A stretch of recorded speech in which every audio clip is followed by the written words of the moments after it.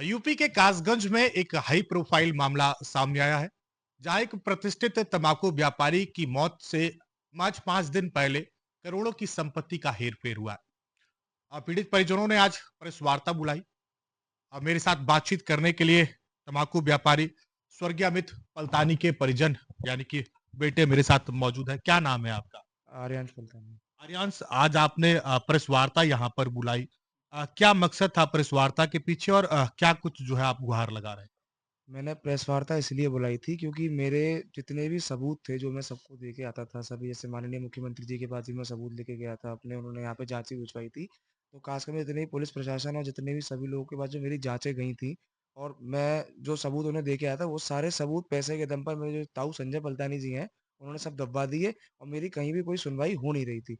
इसीलिए पूरा प्रकरण मैं जानना चाहूँगा शुरुआत से। क्या पूरा प्रकरण हुआ था? कब आपके पिता की मृत्यु हुई? कब ये संपत्ति नाम करवाई गई थी? क्या पूरा प्रकरण रहा था? मेरे पिताजी 4 महीने से एक हेपेटिक एन्सेफेलोपैथी लिवर सिरोसिस की बीमारी से पीड़ित थे। बहुत खतरनाक बीमारी है ये। इस बीमारी में वो मुझे पहचान नहीं पा रहे थे, मेरी माँ को नहीं पहचान पा रहे थे और बोलने, चलने-फिरने की स्थिति में भी नहीं थे। उस स्थिति का फ़ायदा मेरे ताऊ ने उठाया और उन्होंने उनके फर्ज़ी साइन बनाकर 12 मिनट के अंदर उनसे सारे जितने भी उनकी प्रॉपर्टी थी 100% प्रॉपर्टी तहसील में 12 मिनट के अंदर करा ली उन्होंने।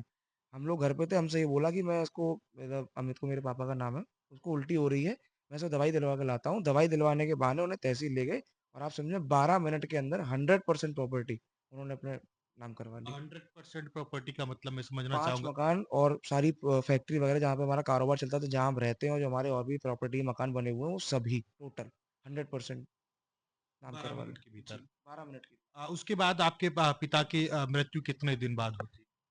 साइन होने के 4 दिन बाद मेरे पिताजी की मृत्यु हो जाती है। जिस दिन उन्होंने कागज़ कराए थे, उसके अगले दिन ही मेरे पिताजी वेंटिलेटर पर चले गए। अगले दिन वेंटिलेटर पे चले गए। अब फिलहाल जो है कार्रवाई के नाम पर क्या हो रहा है? चूँकि कुछ दिन पहले आप लोगों की क एक एफआईआर भी दर्ज हुई है, तो क्या चाहते हैं आप लोग? एफआईआर दर्ज हुई है, मैं ये चाहता हूँ कि 420 के तहत उनको जो उन्होंने जो फ्रॉडगिरी करी है और जो मेरे पिताजी को शराब देकर उन्होंने जो ज़हर देकर उन्होंने मुझे मारा है पिताजी को, मैं चाहता हूँ उनके खिलाफ कानूनी सख्त कार्रवाई होनी चाहिए और मेरा मेरे को हक मेरा मिलना चाहिए, मुझे न्याय चाहिए। अब तक क्या आश्वासन अधिकारियों की तरफ से मिला है? क्योंकि एक एफआईआर हुई थी उसके बाद में कोई कार्रवाई आगे बढ़ी है? कोई आश्वासन किसी भी प्रकार का अभी कुछ नहीं हुआ है, एफआईआर होने के बाद सब मामला एज़ इट इज़ अभी ठंडा पड़ा हुआ है, किसी ने मेरे पे कोई ज़्यादा प्रेशर बनाया नहीं है, ना किसी ने मेरी तरफ से मेरे लिए, उनके लिए कोई प्रेशर बनाया है। किसी ने उनकी तरफ कोई प्रेशर नहीं बनाया, एफआईआर होने के बाद एज़ इट इज़ रखी हुई है। कोई भी आगे कार्रवाई आगे नहीं हुई। क्या चाहती हैं आप आपके पति की मृत्यु हुई, करोड़ों की संपत्ति के हेर-फेर के आपने आरोप लगाए हैं। क्या अपील करती है प्रशासन?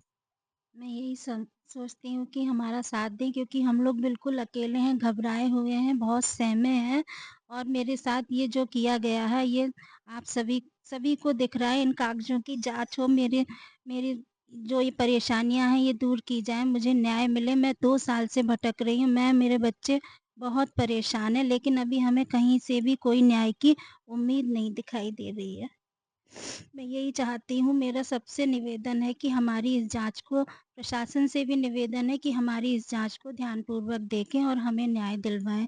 और मुख्यमंत्री जी से भी निवेदन करती हूँ कि हमारी ये जाँच करें, अगर यहाँ से कुछ नहीं होगा तो मैं, मेरा परिवार पूरा मुख्यमंत्री योगी जी के पास अपनी सारी ये कागज़ हैं और जो रिपोर्ट्स हैं, सब लेके जाऊँगी और उनसे अपने अपने लिए सहायता माँगूँगी।